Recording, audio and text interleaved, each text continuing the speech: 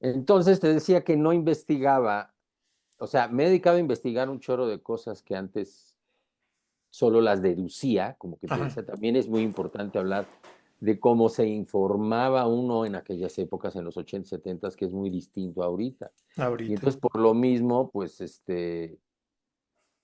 muy chistoso porque las revistas aquí en México todo lo ensalzaban. Ujú. No había un filtro de calidad porque era tan escasa la información que todo lo que llegaba todo era maravilloso. Sí, sí, Entonces, sí. bueno, tú hablaste de la señal yo te hablaba de mis investigaciones y del documental de Metal Evolution. A lo mejor ahí tocan ese tema, pero en algún lado, lamento no recordar, yo vi en una entrevista con Dio qué onda con respecto a esta señal. Ajá, Pero lo que sucede es que Dio hacía estos cuernos. sí. No sé en qué momento le agregaron el pulgar, ¿sabes? Ajá, Eso ya es como de la onda heavy metalera glam, según yo, no estoy seguro. sí, sí. Pero la seña esta la hacían y esa ocasión de ese concierto de Dio en el año 83, que por cierto era apenas sus primeras presentaciones de cuando sacó su primer álbum, o sea, era una banda nueva. Ujú, Pero ya en ese concierto ya encabezaba el cartel, porque de hecho en el boleto, como vimos, no aparece más que Dio. ujú, Pero ujú. ahí Dio le abrieron dos bandas que muy poco famosas. Me tocó ver a una que de ahí compré sus discos y ahora me arrepiento horrible porque ni quien la pele. Se llamaba Dokken, con doble K, Ok. por el vocalista que se llamaba Don Dokken, que su única fama era que decían que había hecho coros o sustituido al vocalista de Scorpions, Klaus Meine, Ok. porque creo que ese güey tenía problemas de garganta continuamente.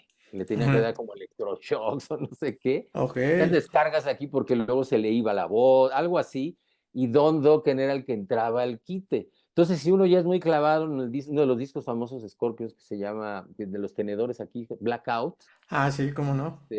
ahí en los créditos que aparece de voces adicionales, aparece Don Dokken, ¿no? Ajá. Total, ese Don Dokken era el líder de esa banda llamada Dokken, que me tocó verla ahí, y después otra banda que se llamaba Y and T, Y y T, otra banda también Ujú, X.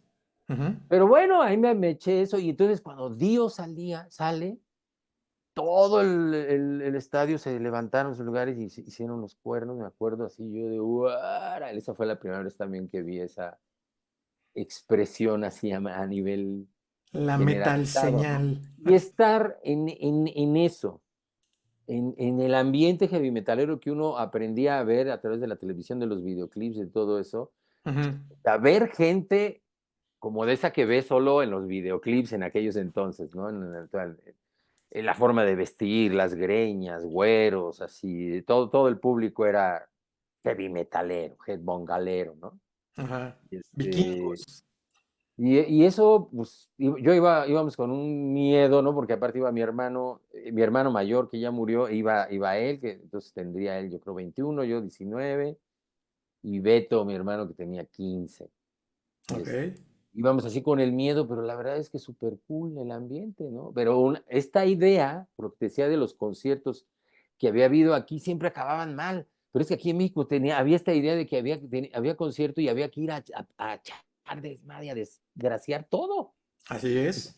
Siempre desgraciaban los lugares, le aventaban de cosas a los músicos, y acababan suspendiendo, ¿no? O sea, Johnny Winter, eso no es heavy metal, pero bueno, vino a la ex hacienda de Temixco Uh, y le aventaron un Coca-Colazo y entonces acabó en persecución policíaca por las carreteras de Guerrero. ok. No, o sea, ese era el rollo aquí. Y al estar allá y darme cuenta, dije, oh, esto es totalmente distinto de lo que yo me imaginaba, ¿no? No hay que Exacto, tenerle ¿no? miedo. Sí, Y sí. bueno, finalmente, logré ver a Dio, pero eso sí, me perdí de cosas, a lo mejor ahora pienso que me hubiera interesado ver como a los B-52s en Universal Amphitheater, como a The Cars, creo que por ahí estaba. Ajá. eh, no recuerdo bien ya que los Lobos. Bueno, aquí me este, estás hablando de una década que para mi gusto más, bueno, no para mi gusto, sí, para mi opinión, algo muy personal, me parece que es la década donde más estilos musicales existen, donde la música popular explota, ¿no? Y dentro de toda esta explosión de muchos estilos musicales aparece el metal, y pues al principio nos estabas hablando del pre-metal, que para Sí, mi gusto es Led Zeppelin, Black Sabbath, no sé si hay alguna otra banda que... en este documental meten al premetal como a los Kings por este riff, ya me acordé, y en eso estaba hablando de estos detalles. De repente se vio interrumpida la transmisión hace rato, pero estaba hablando de un riff muy famoso de los Kings que va. Tarararara, Ok, sí, cómo no. tarararara, girl, you really got. Got me Bueno, there. al final, estos premetales consideran a The Kings por ese riff que sería como, muchos dicen como el primer riff metalero quizá, y el guitarrista de los Kings dice que el sonido, porque tiene un sonido muy peculiar esa guitarra, no existían los pedales de distorsión ni No, nada. todavía no. Y el guitarrista cuenta ahí que le dio tajadas, o sea, como que se compró un ampli chafa, así en alguna tiendilla, dijo, ah, mira esto, y le dio tajadas con una navaja a la bocina.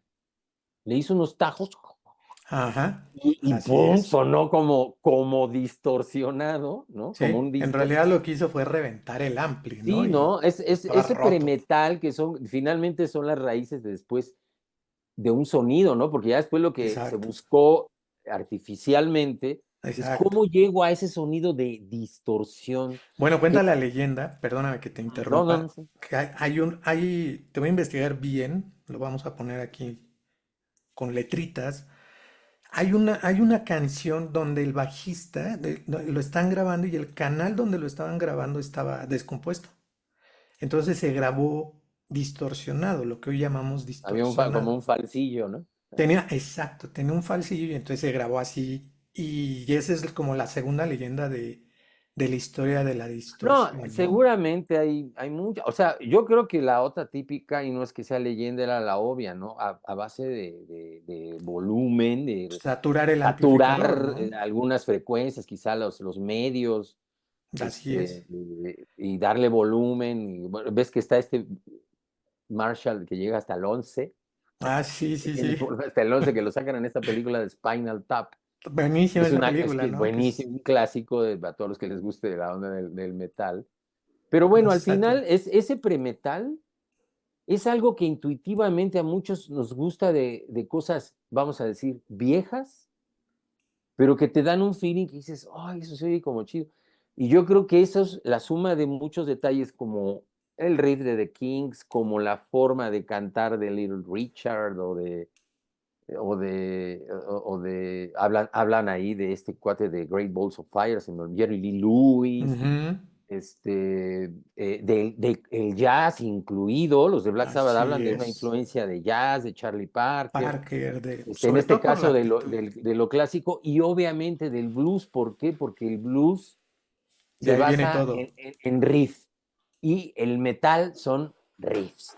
¿Y Así qué es es. el riff? Pues es y es en lo que se basa el heavy metal, en los riffs. Ujú. Si no hay riff, no hay rola, Así es. ¿no? Y entonces por eso viene el air guitar, ¿no? Por los riffs, porque ya sabes que simplemente lo de BBC Bothead, que cada que festejaban algo, si llegaste a ver a BBC a Bothead, ¿no? Sí, obvio, ¿no? Bueno, uno Para que los tiene chavitos. ya. Para los Para chavitos los. era en MTV, una animación que sacaban en MTV, que bueno, hasta película tuvieron, ¿no? Sí. Y cada que hacían alguna de sus mensadas, se ponían a hacer algún riff como El festejando, Headbanger Bob. y obviamente recurrían a los riffs que serían como los clásicos de los tiempos, ¿no? Como el Smoke on the Water de Deep Purple, de ta, ta, ta, ta, ta, Que ta, hace ta. poco el guitarrista cuenta que él se basó en la Quinta Sinfonía de Beethoven para hacer ese riff, ¿no? Ahí Es a lo lo que voy, es, explica. es, es el premetal. Ujú. Todo eso que de alguna manera, mira, yo cuando escuchaba a las grandes bandas, por ejemplo, hay esta rola muy famosa, se llama Sing, Sing, Sing, que es de Benny Goodman, no estoy seguro, Ujú. y la Sí, creo usan que en sí. muchas películas. Tum, tum, tum, tum, tum. Estas batallas, Gene Cupra, ¿no? O este baterista, se me fue el nombre, Buddy Rich, Buddy que Rich, es, o sí. sea, estos bateristas que eran de jazz o de big bands, pero que manejaban unas velocidades y un punching, que yo cuando oía Exacto. esa rola de Sing Sing Sing decía, este es el heavy metal de las big bands, ¿no? Porque la rola termina en una frenesí de metales y un beat y una velocidad que yo decía, no manches, esto en aquellos años yo lo hubiera considerado como heavy metal, ¿no? Ujú. Y muchos bateristas hablan de influencia, de estos bateristas, y te digo, y de ese jazz y de los big bands y de la clásica y del blues, y al final ese es el metal, y el sonido, y al final cerremos con Black Sabbath. Que por cierto, ya Y encontré mi esto, disco, que es ah, diferente a tu disco.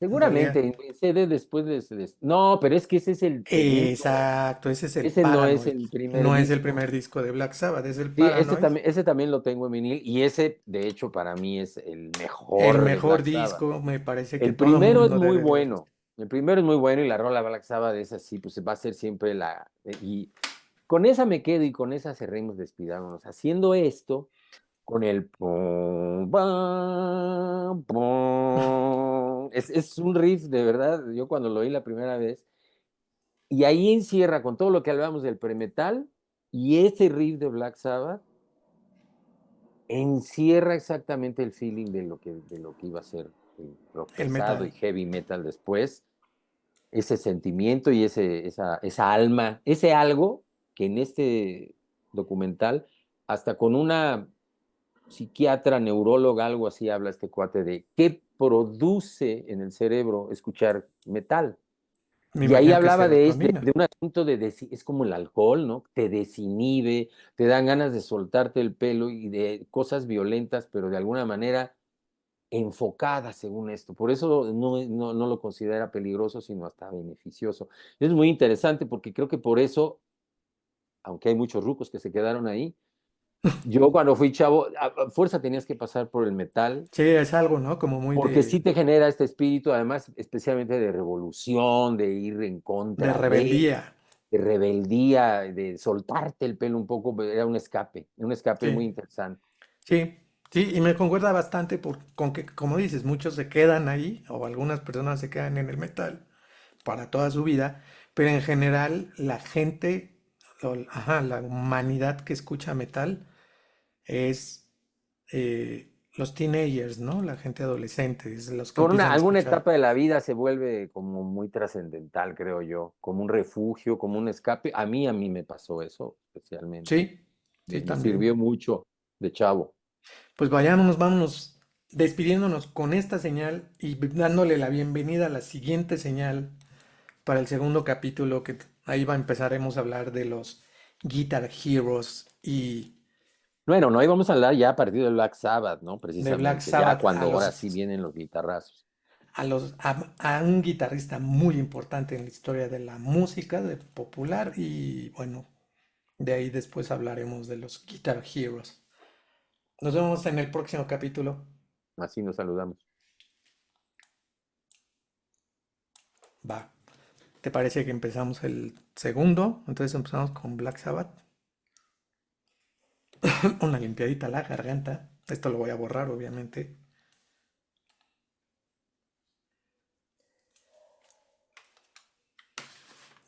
Yo no tengo discos de Van Halen. Si tú tienes algo, estaría increíble. Sí, Que sí, además tú tengo sabes el. bastante de Van Halen. Más o menos, pero sí, sí me gustaba. Me sigue gustando, fíjate. Es una banda que todavía escucho. Este, especialmente el cuarto disco de ellos. Bueno, si quieres, ahorita nos arrancamos con eso, porque Va. ahorita van a entrar al tema. Pues bienvenidos a este su segundo capítulo Ah, del ya estamos heavy grabando. metal. Este, Segundo capítulo y segundo boleto. segundo boleto, Quiet Riot. Wow. Cuando los perforaban los boletos. Este es del año 84, o sea, al año siguiente del de Dio, en el Estadio Jalisco, boleto completo también. Otro que me quedó mal y me hizo comprar boleto y después no pagó y no fue.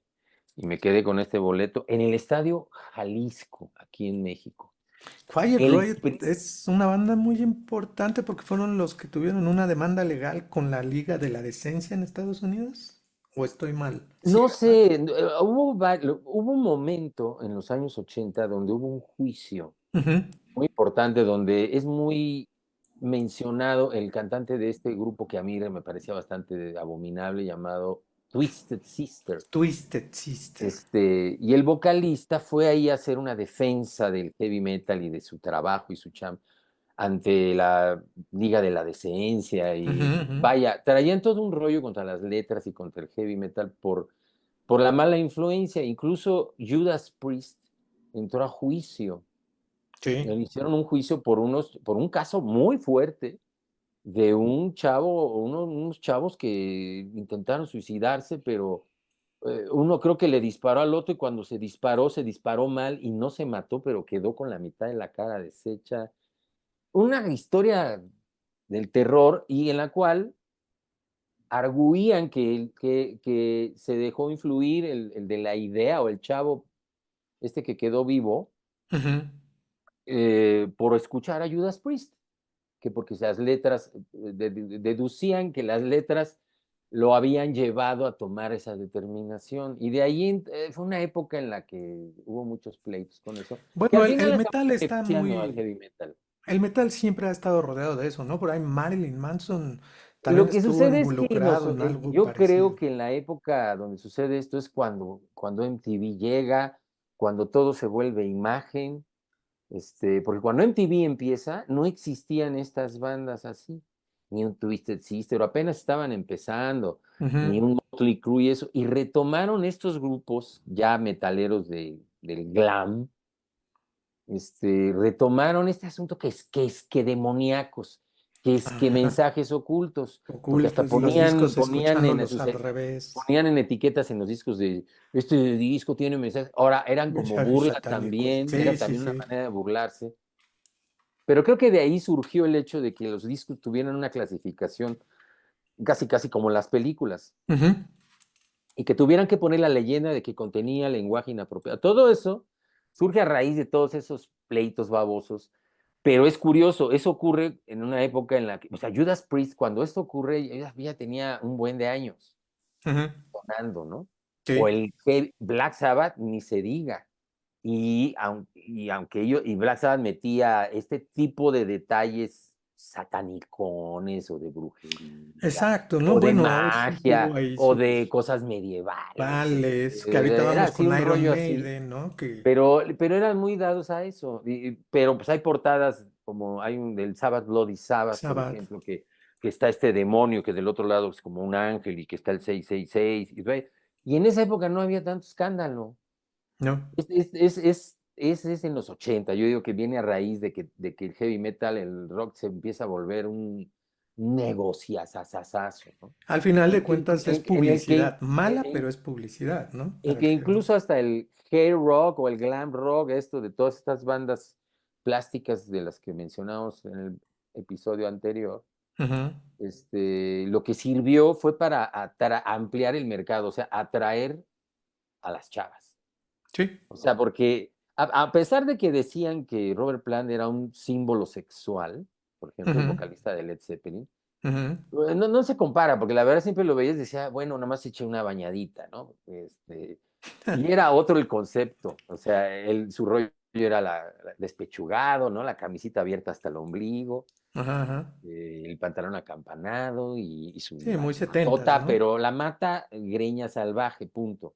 Estamos hablando ya en los 80 del super punk y el spray y la secadora, ¿no? Ujú. Los peinados así, como con crepé, no sé, Sí, pero bueno, por ahí eso le creo que dicen nos el hair rock. estamos, creo que ahí nos estamos saltando una banda muy importante. O sea, ya pasamos a Black Sabbath. Y me parece que después de Black Sabbath, Iron Maiden viene siendo una de las bandas más Sí, pero importantes fíjate dentro que del metal, ¿no? ellos entran en algo que le llaman el nuevo heavy metal. Ujú, Que esto ya es justamente década 80. Curiosamente, lo que hablamos de Black Sabbath es del año 1970. Y ujú. el primer disco de Iron Maiden, que es como considerado el parteaguas para lo que iba a ser el nuevo heavy metal, a pesar de que antes no hubo un viejo heavy metal. Así O sea, es. el término heavy metal no sé exactamente cuándo lo acuñan, pero en la época de Black Sabbath y muchos grupos setenteros, porque hay mucho rock duro en los 70. Así es. El término heavy metal se acuña ya como en los 80. Ochentas. Pero no sé por qué le llaman nuevo heavy metal si yo nunca hubo un viejo, porque antes no le llamaban un heavy metal al movimiento. Incluso otro grupo que colabora, pero que viene desde los 70, porque el primer disco es del año 71, 72, me parece, es Judas Priest. Judas Priest. De hecho, el primer disco de Judas Priest, o el segundo, se lo produce el mismo que le produjo a Black Sabbath, los primeros dos, Robin Así es. Black. Ujú. Y entonces, Judas Priest también, lo que pasa es que en los 70 no existía como esta tendencia que se vuelve ya en los 80, como todo se volvió tendencia en los 80. Es donde empieza, en los 80 es el inicio del marketing en la música, Así es. el negocio, la producción en serie, La los industria de la música como souvenirs, tal, ¿no? el merchandising, ¿no? Ujú, ujú. Todo eso es en los 80. Así es. Y MTV, insisto, siempre lo va a nombrar como un parteaguas para bien y para mal, porque ellos se iniciaron con el video Mató a la estrella de radio y después el video se mató a sí mismo, mató a la estrella de todo. Mató a todas las estrellas. El streaming mató a la estrella de video, ¿no? Sí. Casi, casi, ahora debería llamarse. Pero es eso, tiene mucho que ver el asunto de la tendencia Ujú, ujú, ujú. para yo diría, destrucción del heavy metal, volverlo una mercancía chafísima y desechable, pero al mismo tiempo el surgimiento de todos los subgéneros que ahora siguen vigentes. Porque yo creo que esa comercialización y ese mainstream que logró ese heavy metal bubblegomero, este, provocó que mucha gente que venía buscando otras cosas dijera, yo necesito otra, esta fregadera no me sirve. Y yo creo que de ahí empiezan nuestros géneros. Finalmente, a mediados también de esa época que ya pero bueno, antes de llegar a eso, por ejemplo, a Metallica, que también ya es en principios de ochentas, Así es. en los setentas, yo recomiendo muchísimo Judas Priest. El Judas Priest de los 70 es Tentas. una fregonería, pero al final ¿quién marca también el rumbo hacia los 80? Después de lo que venía pasando con Black Sabbath, con Led Zeppelin, con Deep Purple, que en aquellos entonces, en los 80, se Ujú. decía de ellos, se hablaba de ellos como la tríada perfecta del rock. Del rock, exacto. Sí, del rock, ya del progresivo había otra tríada, ¿no? King Crimson, Yes y Pink Floyd, por decir algo. Pero en Pero ese era otro estilo, ¿no? Ese es el progresivo, rock digamos. duro, el energético, Exacto. el ponchador, esa era la tríada. Hubo muchas bandas y muchos movimientos alrededor de eso, eh, como del glam, incluso el original glam rock, con Gary Glitter y bandas muy interesantes como Sweet. Ujú, Yo recuerdo una rola que se llamaba El amor es como el oxígeno, que es del año 76, que tenía un riff que hacía pan, pan, pan, pan, pan, pan, pan, pan. Yo cuando oí esa lira distorsionada y haciendo ese sube y baja, que es como un ir ujú, y venir ese riff, ujú, bueno, yo me volvía loco. Había una estación Radio Capital que tenía de AM, que tenía un programa que se llamaba Cara a Cara, donde tú hablabas para votar por tres rolas que te ponían a competir. ujú. Y siempre ponían esa y nunca ganaban, siempre era el último lugar. A la gente no sé, yo decía, no les late ese. Pues, oye, te estoy hablando que en el año 76 yo tenía 12 años Ajá. y esa rola, por ejemplo, cuando la vi, esas guitarras, yo decía, wow, ese sonido a mí pero digamos que aquí en México yo no me desenvolví en un medio donde a los chavos les gustara eso, ¿no? Se Ajá. oían obviamente otras cosas, la música disco empezaba, entonces las cosas guitarreras no tenían mucho auge. Hay un Boston, por ejemplo, del lado gringo, que es de los 70 y es como un clásico, pero Boston es como pop, o sea, sí tiene un Sí. sonido guitarrero y de una producción de guitarras muy padre, muy interesante, pero al Pop final es purito. muy gringote, ¿no? Sí, pop muy durito, gringo, ¿no? ándale, estas bandas gringas Ujú, que copiaban lo que venía de Inglaterra, querían sí, sonar como, pero yo creo que perdían un poco de identidad y acabaron volviéndose poperas, ¿no? sí, Styx, Journey, bandas que venían de los 70 tocando, vamos a decir, un rock pesado hasta con tintes medio progres, medio ¿sabes? progres. Kansas era otra banda. Kansas, Todo esto estamos hablando de los 70 así es. y grupos gringos, ¿no? Sweet era un grupo. Toto, me acuerdo que en el Toto, 78 sacó esta. ¡Pam! Hold the ¡Tararara! Line. Que es Hold the Line, ¿no? Otro riff rockerón, Sí, sí, sí. que también me gustó mucho en su momento, pero sí había una diferencia de los gringos a lo que venía De de Europa. Europa. Incluso había por ahí un grupo interesante holandés llamado Golden Earring. Ujú. Este, hay una rola de ellos que por desgracia ahorita no me acuerdo, pero hay un capítulo de Los Simpson donde se siente muy rockero Homero y le ponen de fondo esa rola y se pone unos lentes oscuros y va manejando así. Y es una rola, se llama, ya me acordé, Radar Love, Ok. Amor Radar, una cosa así. También es de los 70, es de esta banda Golden Earring. Buenísima rola también, con un riff muy...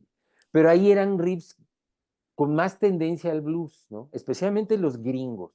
Los Ujú. ingleses, por supuesto que tienen la influencia, pero el chiste de los ingleses, por eso hicieron lo que hicieron en los 60, fue que eran fans del blues, pero lo evolucionaron, Sí, lo ¿no? evolucionaron. Entonces, no, ya no eran riffs tan blueseros los de los ingleses, ¿no? Ujú. Deep Purple era mucho más bluesero que pesado, pero bueno, insisto en Highway Star y ese solo de Richie Blackmore, esa rola es heavy puro, ¿no? Ya Ujú. usaba mucho este punteo que usa mucho en la distorsión, esto de no suenas los acordes completos, ¿no? No, el Power Chord, Sino ¿no? el ese Nobody gonna break my heart, Exacto. Sí, el Power Chord es ese tipo característica de del cosas. metal, la distorsión es característica del metal, la velocidad es característica, o sea, los BPMs, ¿no? Nunca vas a encontrar una canción de metal en menos de 140 BPMs. Entonces ahí hay como ya se empieza a armar estas características del metal y bueno, aparecen estas bandas principios de los 80s, que insisto, Iron Maiden es muy importante, europea. No sé si hay alguna otra banda europea que empiece a influir en el metal en esta época ya en No, los o 80. sea, ahí surge del new heavy metal. Ahorita todos estos estamos hablando es como este rock, hard rock, o como lo Ujú, quieran ujú. llamar, rock pesado, heavy rock, o no sé si tenía algún término. Rock Hard simplemente se le rock, ¿no? decía, Creo ¿no? que hard rock El termina hard siendo rock el siento que es término al como final. americano, es de todos estos que estamos Exacto. hablando, los años 70 de estas bandas que no agarran un rumbo y entonces vienen cambios en Styx, en Journey, especialmente cuando entra este vocalista, Steve Perito, en donde dicen, "No, la onda es vámonos a las baladas. Las power Eso ballads. no existía, jamás ibas a oír a Black Sabbath, a Judas Priest, segundo disco, lo recomiendo de verdad ampliamente, que es un discazazo, se llama Sad Wings of Destiny, todavía incluso no usaban el logo ese que usaron toda la vida, un disco de verdad interesantísimo, pero ya había cosas como Hell Bent for Leather, que se llama, fíjate ahí este título, que es un disco del 78 de Judas Priest, el infierno se le rinde al cuero, y en las portadas ya salían como robots de metal así cruzados por una arma, no sé, o estas motocicletas, los lentes oscuros y los estoperoles, ¿no? En Judas Priest empieza como el uso de estos estoperoles, en final, antes de los 80, que después se volvió el uniforme en los 80, ya traer cuanta fregadera de estoperol por todos lados Y piel, ¿no? Ropa de y piel. piel. Eso Hoy bastante de ahí creo fumadísimos. que esta evolución setentera, hay que Ajá. recordar y mencionarlo porque yo diría que es parte también de la historia, es el punk, que surge a mediados de los 70. O sea, cuando ya estos grupos que estamos mencionando, esta triada, empiezan como ya a quedar en un, pues ya no hay novedad, ya pasó su época Su historia, fuerte. su época, ajá. El rock progresivo está así en la parafernalia de suites de 16 minutos o de canciones de un lado completo, ¿no? Y Ujú. cosas así. Yo Viene creo esta que generación de los que ya están hartos de eso y ahí viene el punk, ¿no? el punk, ¿no? Que de hecho el principio del punk es ir en contra de la música disco. Y bueno, en realidad el Y punk, de todo lo ya que estaba, de todo lo que todo lo había. De hecho, establecido, ya hablaremos algún día los del punk. metaleros y los ponquetos así, era como el aceite y el agua. Sí, sí, sí, Tú sí. le No, el ven- punk estaba en contra de todo, en realidad, que y es muy tiene, pri- interesante el y tiene principio los principios principios del que punk. sería lo mismo el guitarra, o sea, lo que sucede, los mismos ponquetos lo dicen, es que cuando les preguntaban cuál es la diferencia entre el punk y el metal, había relación o no, cuál es la diferencia, bla, bla, bla.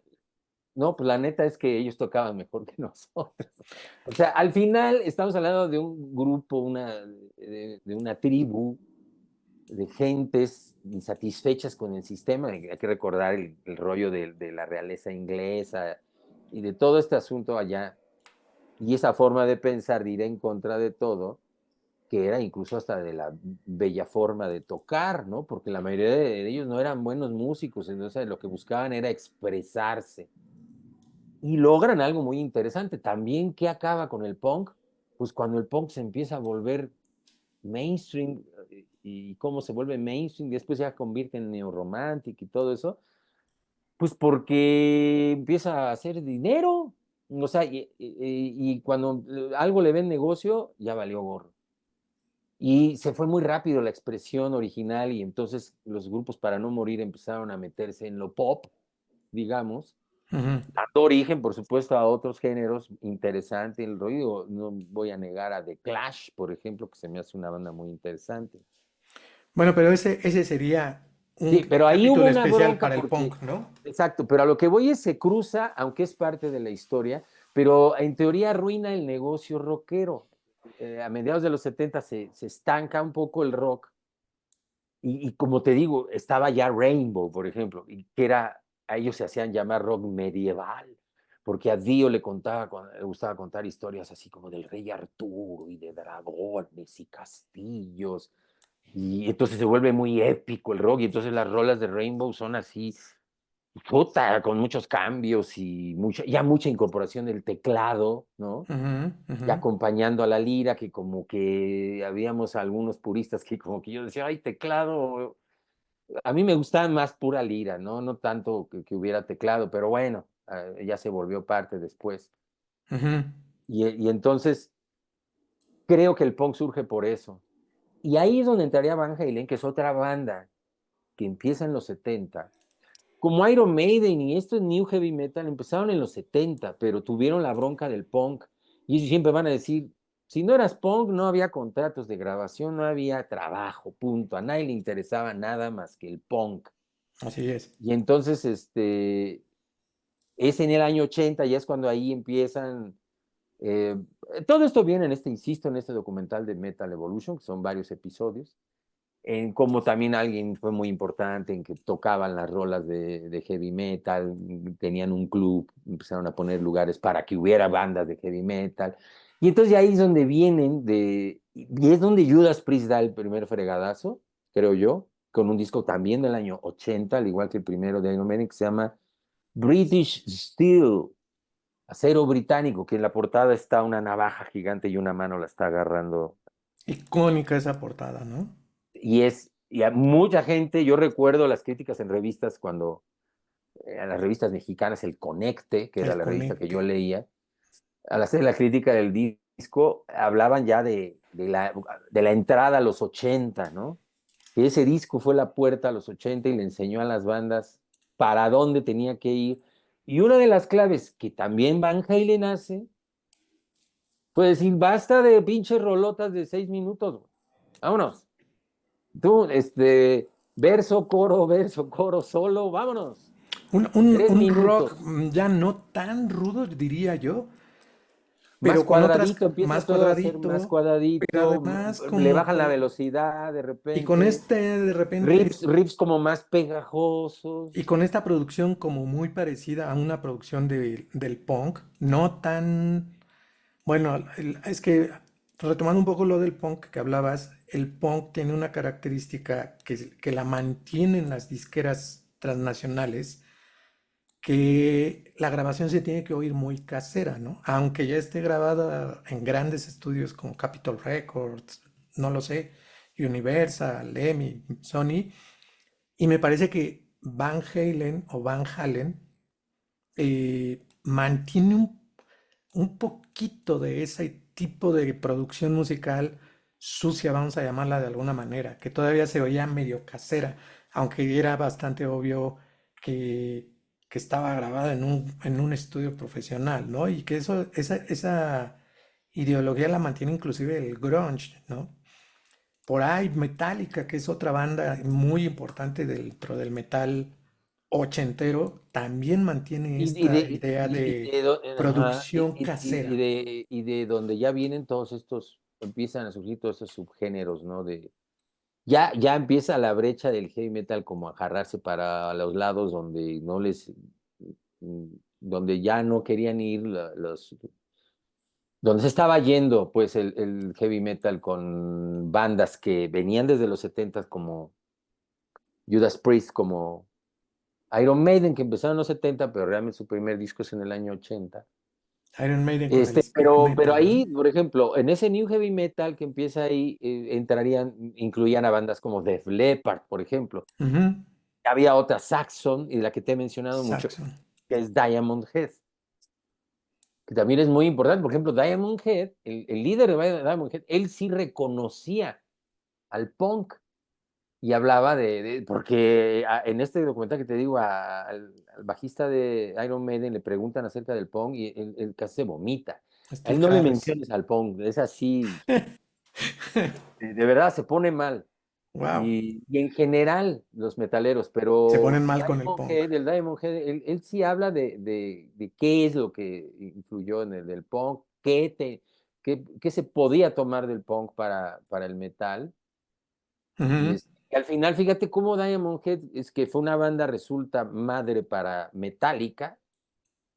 Y siempre los puso, fue como que Diamond Head se empezó a conocer por Metallica, De porque hacían hecho. covers de ellos. Ujú. Y como también Metallica en sus covers hacían covers de rolas punk. Entonces, eh, hacen en el Garage Days Revisited, creo Metallica covers de un grupo que se llama The Misfits Misfits. o Killing Joke. Ujú. Y hasta dije, órale, qué bien suena en metal las rolas ponquetas, ¿no? Así es. Pero pues quizás solo Metallica podía hacerla sonar así. Era buen coverero los de Metallica. El caso es que, como Sí. fíjate, ahí se unen el punk y el metal de alguna manera con Metallica. Y Y aquí la producción es la que es muy importante. O sea, los productores empiezan a ver esta vertiente de, ok, lo que vende ahorita es el punk, el post-punk, el new wave. Vamos a hacer que el metal entre también en esta onda del mainstream. Al final de cuentas, es un negocio y al final de cuentas, si tú armas una banda, quieres comer de esa banda, ¿no? Quieres ganar dinero. A lo mejor no volverte millonario, pues, pero pues quieres pagar en la renta. efecto. Ahora, hay bandas, hay gente que no sé cómo le hace para sobrevivir al paso de años, que nunca llegaron a ser hasta acá, pero que ahí siguen y tienen como un público cautivo que es muy fiel y siempre les da de tragar, ¿no? Iron Me Maiden refiero es a una si no te banda. haces tan famoso. Metallica finalmente pues le acabó pasando lo mismo, o sea, de repente en MTV ya solo veías videos de Metallica. Cuando salió ese disco negro, El Black Album. De hasta entrada ese la momento idea, ¿no? yo recuerdo haber visto, yo tuve la fortuna de tener antena parabólica en los años 80, Ujú. afortunadamente medio fifís, medio no, pero entonces yo veía MTV directamente, lo empecé a ver ya diario, casi diario durante un chingo de años, a partir del año 86 más o menos. Que tuvo un programa muy importante. El Y Headbangers Ball. había mucho heavy metal y lo que quieras, pero a Metallica no había videos. No, hasta el Eh, Unjustice for All fue que empezaron a tener videos. Quizá ahí, por One, ¿no? O Por creo que One, viene por la de One. sí. Una canción Pero inspirada en una ya película. si notas, yo no sé si eso influyó en ellos, pero ya el álbum negro ya tiene rolas más concretas a pensar, que claramente te das cuenta cuando ya el productor metió mano, la disquera Así o ellos es, mismos, así que dijeron, bueno, necesitamos hits porque ustedes ya están ahorita en boca de todos y bla, bla, yo no sé, pero cambió mucho las velocidades de Metallica, así es. La el tipo de producción. rolas. De hecho, ahora que te comentábamos de este palomazo de esta mujer, Miley Cyrus, con Metallica cantando Nothing Else Matters. Ujú, Y yo realmente no le había prestado mucha atención a esa rola porque me daba mucha flojera y me aburría. ujú, Decía, "Nah". Y ahora que la oí dije, fíjate, no es mala la rola ¿no? y le va muy bien a ella. Sí. Yo Pero diría que ya que las ahora que primeras la escuché bien, power dije, ay, ballads por Dios, está metaleras, una rola construida exactamente para la radio, ¿no? En ese tal entonces. cual. O sea, no manches, ¿qué onda con Metallica? Sí, ese disco negro o sea, de entrada que el disco se llame Black Album nos inspiramos en el White Album de los Beatles y es como, no, no puede ser, o sea, eres una banda de metal, no te puedes inspirar en una banda que para muchos es banda rockera, para mí es pop, Entonces, por principio desgracia, del si eres pop. metalero de cepa y quieres irte a lo mejor, y a lo más, normalmente te vas a tener que ir a bandas desconocidas o de bajo perfil. Sí, Cuando algo se vuelve éxito, comercialmente hablando, ya, adiós, bye. Y eso, para llegar a este New Heavy Metal, que después degrada mucho, insisto, si Def Leppard está considerado entre todos ellos, junto con Iron Maiden por ahí, Saxon y Diamond Head no sé, surgieron tantas bandas en esa época que de verdad, si no manches, Tigers of Pantang, Crocus, que eran holandeses, me acuerdo. Ted Nugget tenía su propia Ted banda. Nugent, que era gringo, pero él viene de los 70, ¿no? Sí, pero aquí es donde agarra Power. Y bueno, aquí pasan esas bandas, totalmente de acuerdo, son bandas más mainstream, más diseñadas, pero aquí pasa algo muy importante que es los guitarristas y me parece que Eddie Van Halen tiene toda la culpa, positivamente hablando, de Sí, estos fíjate, Guitar Hero, ¿no? Que empiezan a porque si, aparecer guitarristas sí, impresionantes. porque si te fijas, Uno de ellos es Steve salvo, Vai, o sea, sí ya venían los héroes de la guitarra como Eric Clapton, ¿no? En los Jimi 60. Hendrix, ¿Cómo se llamaba el de un grupo que se llama Ten Years After en los 60? Alvin Lee, que se llamaba. Alvin Lee, Obviamente Richie Blackmore, que Deep Purple pues viene desde los 60, por ahí su primer disco Jimmy como del Page con Led 67. Zeppelin. Jimmy Page, que muchas veces decían que era mejor productor que guitarrista. Ujú. Pete Townshend y sus Pete parafernalias, Townshend, ¿no? de The Who. Todos esos son los orígenes de lo de ahora. Pete Townshend, en este documental, insisto, dicen que a él le deben, mencionan otros guitarristas, a él le debemos a los Marshall y toda la parafernalia Ah, ya Marshall, sé. Sí, pues de hecho porque por ahí se pues, hablaba él, también que él- él él lo había inventado la estrenó, ahora distorsión. sí que el tal Gene Marshall inventó el Marshall casi casi por petición de Pete Townshend, ¿no? Sí, Que cuando le dio el mueble impresionante, que era horriblemente pesado, que le dijo, oye, es que esto pesa horrible, fue cuando lo separó el cerebro o sea, todas las cosas que hizo para Pete Townshend. Entonces dicen todos que en esa época de Who sonaban, wow, por sus Marshall. Fueron los primeros en usar Marshall. así es. Y Pete Townshend de repente le daba por romper las guitarras en estrellarlas en los amplificadores Marshall, un acto que lo veo ahora para esos años bastante violento, que yo diría, ¿qué onda con eso? Porque se volvió luego rúbrica de muchos guitarristas, eso de romper la guitarra, es cosa De que yo Paul nunca he Stanley con entendido. Kiss. Yo nunca he entendido cuál es el chiste de romper la guitarra. O sea, a mí nunca me ha emocionado ver que romper una guitarra, no me provoca nada. No, de hecho a Eh, mí me provoca coraje porque es así yo de más la bien guitarra que digo, te hizo.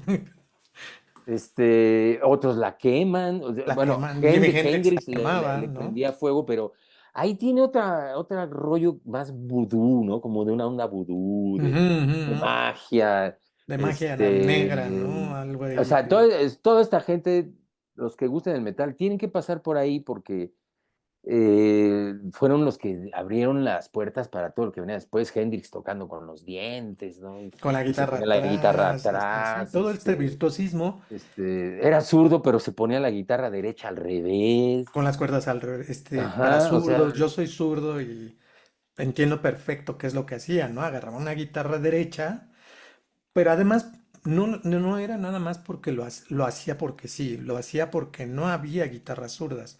En realidad esto de las guitarras zurdas y de tocar la guitarra como zurdo viene hasta la guitarra eléctrica. Si tú estudiaste guitarra clásica en un conservatorio, en una escuela de este tipo, te enseñan como derecho. O sea, a mí me pasó cuando yo estudié el contrabajo, llegué con mi maestra y le dije, oye, soy zurdo. Me dijo, pues qué bueno, ¿eh? Aquí todos son derechos. Y es así para cualquier instrumento. Cuando llegan los instrumentos eléctricos, pues empieza como a haber esta posibilidad. Leo Fender empieza a generar productos, inclusive productos que él vendía, por ejemplo, bajos para mujeres, ¿no? El Mustang, que es más chiquito y su publicidad era así, ¿no? Un bajo más cómodo para las mujeres, ta, ta, ta. Pero cuando Jimi Hendrix aparece y cuando él empieza a tocar la guitarra, en realidad él nunca se pudo adaptar a la guitarra, tocarla como derecho. Lo entiendo perfecto, a mí me costó mucho trabajo y yo la verdad es que nunca me adapté. También toco como zurdo, como lo que soy, zurdo. Y, y de hecho hay una historia ahí entre Eric Clapton y Jimi Hendrix que después se hicieron muy amigos. Cuando por fin Eric Clapton encuentra una guitarra zurda, se la compra a Jimi Hendrix. Y cuando se la lleva, ese día muere Jimi Hendrix y ya no le puede entregar la guitarra a Eric Clapton. Es uno de los grandes traumas órale. que tiene Eric Clapton, entre muchas otras cosas muy rudas que le han pasado. Pero bueno, para cerrar este capítulo, ¿te parece que... Oye, ya que mencionas a Eric Clapton, perdón, pues si tiene ese tipo de anécdotas, aparte de lo de su hijo y la rola que hizo, otro gran guitarrista de blues totalmente, se llamaba Stevie Ray Vaughan, Uf, buenísimo, increíble, muy ¿no? bueno, mucho, muy bueno. Muy. Fíjate que él estaba de gira con Clapton, creo, Ujú, cuando tenía que trasladarse de un sitio a otro, Clapton le cede su lugar en el helicóptero y se trepa ahí para que se vaya, y se cae en el helicóptero y se mata ahí, sí. Steve Ray Vaughan, al igual que bueno, en un avionazo, creo, o en una avioneta, el guitarrista de Ozzy, el primero, Randy Rhoads, Randy Rhoads, que también un era gran guitarrista. buenísimo. Sí. De estos grupos, guitarristas setenteros, como Eddie Van Halen, que el primer disco de Van Halen es del año 78, Así es. este, y bueno, ya Steve Ray Vaughan es después, porque incluso estuvo de gira con Bowie se lo jaló, en el disco de Let's Dance está Steve Ray Vaughan, y Ujú. lo tuvo de gira un rato, pero lo tuvo que soltar porque ya él estaba creciendo mucho como solista y ya estaba empezando a tener mucha chamba solo y como que no, pues bye. Pero y, pues le faltó mucho por hacer, pero buenísimo Steve Ray Vaughan. Y bueno, a lo que voy es, sí, Van Halen llega en ese año y oye su primer disco, que ahí lo tengo, y ya está con sus parafernalias en la guitarra, que dices, ok, como que Richie Blackmore hacía esas cosas, pero como que no, como No, que ya trae otro chip, ya muy no, diferente. muy evolucionado Eddie Van Halen. Este, y era un guitarrista nada más en una banda, o sea, cuando normalmente ya se estilaban dos guitarras, Ujú. es un guitarrista que lleva toda la carga armónica y de solos Y melódica, ¿no? en Sí. la armónica y melódica en la banda. Y como que ahí empieza, aunque había ya guitarristas famosos, connotados y todo eso, no traían esta vena que genera Eddie Van Halen para después toda una generación de guitarristas y los superhéroes de la guitarra, Sí, ¿no? los Que Guitar ya es Heroes. donde ya eso será otra historia, porque debo decir que yo sí me enganché en algún tiempo con Yngwie Malmsteen, Uh, pero después salí huyendo, pero por patas, así como que me saturó el hombre. Y sí. fíjate que por ahí tengo un disco. Ujú. Tuve el disco de la primera banda de Ingrid Malmsteen. Él estaba en una banda hay independientona de Los Ángeles que se llamaba Steeler. Y conseguí el disco, me acuerdo, alguna vez, pero creo que lo vendí después porque era una porquería. Y de ahí se lo jala un ex vocalista de Rainbow, Ujú. que duró muy poquito, un tipo que yo no sé qué hacía en el rock porque salía vestido de traje blanco y tenía el Órale, pelo así ¿no? más cortito que yo, rubio, así, y lentes así. O sea, salí de la oficina y iba a cantar Sí, o metal. sea, como cuando David Bowie salía así de saquito, Ajá, siempre ajá, sí. así salía, y Richie Blackmore le decía, se encabronaba así de, díganle que no se vista, o sea, siempre tuvo pleitos, él lo ha narrado y Ajá, acabaron corriendo, lo duró creo que un disco con Rainbow, se llamaba ajá. Graham Bonnet, pero bueno, agarró cierta fama él ahí, y cuando se sale de Rainbow forma una banda que se llama Alcatraz ¿Cómo no? y presenta al nuevo valor en su banda llamado Yngwie Malmsteen. Ingrid Que Malmsteen. nada tenía que ver Yngwie Malmsteen con ese grupo, la neta. Pero sí vi cuando presentaron el video en MTV, Mm, el video de Alcatraz, y hablaron de Ingrid Malmsteen como dicen que este chavito, en ese entonces tenía él creo que 18, 19 años, sí, muy joven. y ya el desgraciado tocaba, qué bárbaro, y me llamó la atención y conseguí en la tienda de discos Aquarius, que todavía existe en la Roma. Él te grababa con de los de la tienda, me decía, no, pues sacaban una lista de conciertos que te copiaban en videocassette que se conseguían en Europa, de no sé dónde, y los copiaban y los vendían, Ujú. y ahí tenían uno de Alcatraz, entonces conseguí un concierto de esa banda para ver a Yngwie Malmsteen, y me quedé, wow, y pues luego los votó, y empezó. Ahí tengo los tres primeros de Yngwie Malmsteen, los tengo en vinil también. Sí, sí, no, y toda una época de guitarristas, Sí, no no, sé, ya, Steve ya, eso es Stevens, otro que tema, el guitarrista de pero Billy Idol, no sé si es solo Ingrid Malmsteen el que se desarrolla, como dentro del género metal, porque Satriani no es tan metal, ¿no? Steve Vai sí tocó con Whitesnake, tocó con ujú. David Lee Roth Bueno, es que incluso. aquí ya empezamos a hablar de guitarristas, que además ya empieza muy fuerte esta onda del músico de sesión y de estos guitarristas en específico, ¿no?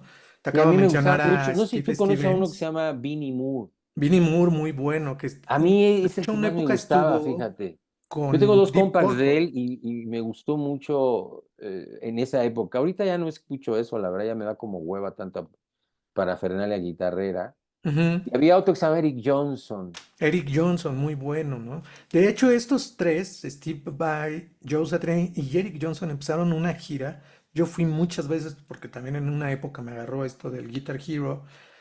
Se llamaba G3, ¿no? O sea, los tres guitarristas. Y después esto se volvió como medio marca registrada entre Steve Vai y Joe Satriani.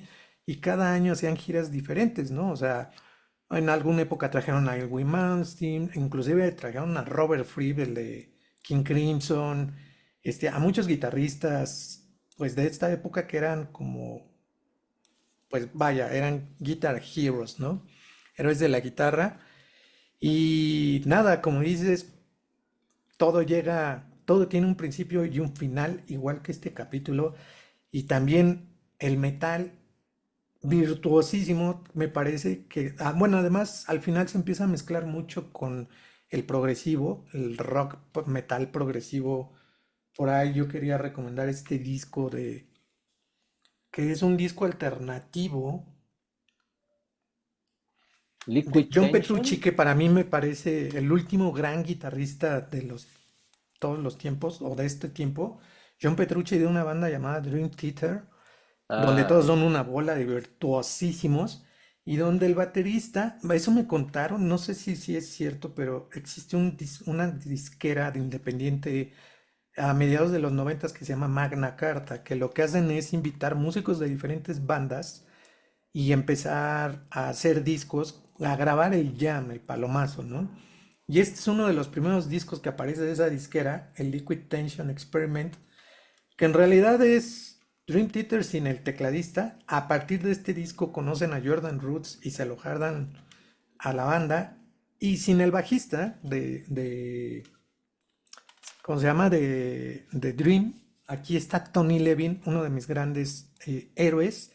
Y quería mencionar otro héroe del bajo, que es el de Metallica, y que también tiene una historia bastante triste, que fallece porque el camión se voltea y cae encima, perdón, ya le ando pegando al micro, le cae encima el camión y pues, fallece, ¿no? Y dentro de todas estas leyendas, de todas estas historias oscuras del metal, y además a él también le cambiaron el lugar, él no iba en la cama donde él fallece, la litera del camión, en realidad era la litera de Kirk Hammett, pero hicieron una apuesta así de un volado, pierde este bajista, se me fue ahorita el nombre, y Jason, no sé qué, ¿no?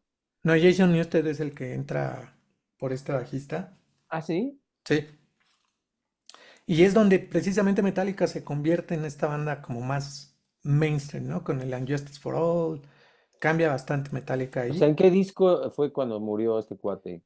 ¿El En Master of Puppets? el Master of Puppets, en la gira del Master of Puppets, ellos andan en Alemania, andan de gira en un camión, porque están haciendo gira por toda Europa, pero cuando están en Alemania, es época de invierno, este, el Ride the Light tiene un discazazazo. De hecho, ahí viene un solo de bajo, que es toda una canción, Cliff y Burton. Cliff Burton Cliff Burton. Vamos a hacerle un homenaje poniéndolo aquí. poniéndolo ahí al señor, que es un gran bajista de los primeros bass heroes del metal en general. Fíjate que yo, vuelvan a ver este disco, chicos, que es un gran disco, el segundo de Metallica. No sé, pero no sé si era por las grabaciones de los discos de Metallica, pero yo nunca escucho el bajo. Yo te Bueno, es decía, ¿qué que, hace el del bajo? O nunca, o no fue, no se presentó. Yo bueno, nunca en ese escuché el disco sí bajo. se oye. Lo que pasa es que cuando muere Cliff Burton, todos los de Metallica, de hecho hay un documental, Some Kind of Monster, donde lo explican. Ellos estaban muy dolidos porque se había ido Cliff Burton, que era como el que les daba seriedad a la banda, por decirlo de alguna manera, porque nunca había habido un bajista de este tamaño, tal vez un poco el bajista de The Who, eh, pero este bajista, o sea, usaba pedales, le ponía distorsiones, ponía efectos en el bajo, ¿no? Efectos de sonido, y además tocaba increíble, por ahí ya estaba Steve Harris también con Iron Maiden, entonces estaba como esta competencia Steve Harris, Cliff Burton, pero es en este disco, por ejemplo, en el Ride the Lightning es muy importante el bajo y fallece este bajista, como que los abandona y ellos se sienten tristes y pues tienen que tener un bajista porque hay que tener un bajista y entonces le agarran como cierta tirre al bajista que entra, que es Jason Newsted, y una manera de boicotearlo es que en el Unjustice for All le pidieron al productor que casi eliminara el bajo, ¿no? De hecho, ahí en YouTube hay videos que dicen Unjustice for Jason, donde la gente ha manipulado el audio para subir el bajo y que ahora sí se oiga, ¿no? Pero sí, efectivamente, concretamente en ese disco de Unjustice for All, Metallica saboteó, boicoteó el bajo, se auto boicoteó de una manera muy tonta. Pero bueno, en esta época es donde empiezan los Guitar Hero, pero también aparece uno que otro Bass Hero en el metal. Y Y acabando esos 80 terribles de lo que hablamos ahorita, pues viene un refresque con el grunge, ¿no? De finales de con los el 80, grunge y con empieza a el... mostrarse A mí, otro en tipo lo de personal, aborde. a mí en lo personal, un metal que a mí es de los que más me gusta, yo sé que a muchos metaleros no les gusta el new metal, en los noventas, a mí en general, de hecho me parece que es el metal más congruente con la ideología del metal, ¿no? Vuelve a ser rudo, vuelve a ser oscuro, vuelve a ser, inclusive bandas, pero bueno, ese será nuestro Oye, ahí siguiente yo porque ya capítulo. desconozco esto, ya me empiezo a hacer viejito, pero ¿Tool en qué género entraría? Según yo, tú lees, bueno, es que ahora ya existe un género que le llaman math metal, metal matemático, y parece que lo quieren Wow. incluir como ahí, exacto, porque es un Ya metal está muy muy... grueso eso, Sí, pero bueno. eso ya es muy estudiado, que para mí en No, es realidad muy es chistoso ya los progresivo. nombres que les dan las Sí, para diferencias. mí, Ya es un poco de risa, me parece, pero bueno. sí, eso es algo que a mí me parece que solo sucede en el jazz y en el metal, que hay demasiados géneros. Y, y no entiendo por qué, porque a veces es una o dos bandas. En el No, y luego alterna- hay diferencias mínimas, ¿no? Es casi lo mismo, bueno, nada más Exacto. En el los alternativo pasa detalles, lo no lo sé. mismo y no por eso hay nuevos estilos o nuevos nombres de géneros, ¿no? O sea, por ejemplo, en el alternativo, Primus es una banda única, no hay otra banda que son igual a Primus. Y no por eso existe el alternativo funk metal, tuturtun, tatatán. Entra en el alternativo y ya, se acabó. Pero bueno, esto de los nombres y los géneros y los estilos me A parece que mí ya tiene que ver me mucho choca con un el poco. mainstream. A mí Yo me creo que choca bastante. ya no debería de existir ya nombrarle a qué música tocas, ¿no? O sea, quizá antes había menos ramificaciones y era más fácil alinearte. Sí. Pero híjole, ahorita que mencionaste a Primus, yo pienso en Red Hot Chili Peppers también, en sus inicios especialmente, Ujú. era eso, ¿no? Así, pues, ¿qué? Es como funk, que también, o sea, Punk, por funk, los elementos, alternativo, rock. en este caso los bajistas son muy connotados en los dos grupos Sí. y evidentemente le dan un toque especial al sonido que te puede hacer parecer que están como funkeando o qué sé yo, o porque porque slapean, ¿no? Es que es algo que no suele hacerse en un género más duro, en fin, Ujú. y ya veremos a dónde nos lleva el metal. Pues vayamos, vámonos a despedir este capítulo y nos vemos en el próximo capítulo donde ya entraremos a los noventas y a los 2000, que a mí me parece que ya en los 2000 ya no se genera tanto metal. Algo que le respeto mucho al metal es que sigue existiendo, ¿no? No es un género No, no, que sí, paró. siguen haciendo festivales de heavy metal importantes. Así es, ¿no? Y siguen las bandas, o sea, las bandas que yo escuchaba, que a mí me gustaban, y que sigo, de repente vuelvo a oír como Judas Priest o Iron Maiden, este, siguen tocando, siguen por ahí ya todos arrugados, Sí, operados, sí, sí, sí. Iron Maiden tiene pero más discos que siguen. los Y Tigres si del Norte. siguen, pues es porque todavía tienen público y yo creo que siempre se va a renovar, ¿no? Siempre se va a renovar. Y estas El bandas, público, o sea, siempre va a haber los hijos del metalero de corazón, porque que le vuelve a gustar pues, sí, el pero metal estos tipos lo siguen haciendo. Yo no sé si hubiera tenido la energía de ser heavy metalero, músico, toda mi maldita vida, no lo sé, pero bueno, no felicidades. es pesado tocar metal. Yo toqué mucho tiempo metal y créeme, es de los estilos más pesados que puedes tocar físicamente hablando. Es muy cansado tocar metal, en realidad. Pero bueno, vayamos. Muchas gracias por este No, capítulo. hombre, a Gracias ti. a todos por haber venido y nos vemos en el próximo capítulo. Saludo Chao. metalero.